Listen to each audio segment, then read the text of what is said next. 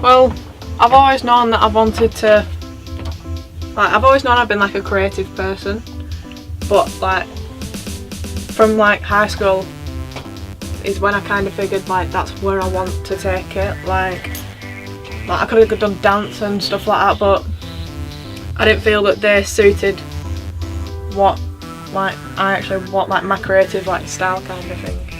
So I always led towards like filming, and like it's a lot more complicated and there's more like aspects and areas to it than there is with other courses, which I like.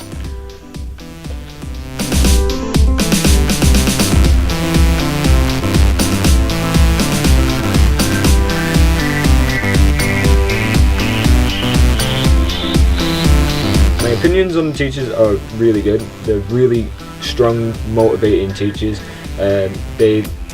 They like to push you to your limits.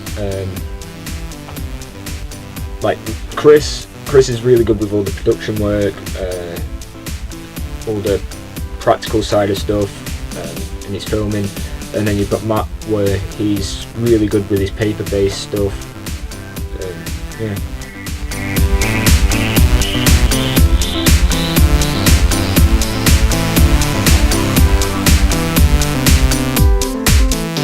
Well, a lot of what we do now is project based, so we try not to just give you a project which is just churned out every year. We try and relate it to industry or an employer and give it, make it a unique project every year.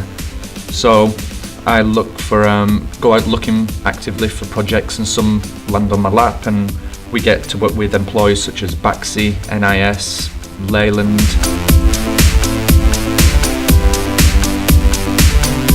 My course, the one that I'm on. Well, as soon as I finish here, I'm off to uni, and so technically, as soon as I finish college, it's all like open world kind of thing. Like I'm out there. Like college has opened the door for me, but it's time for me to walk for it.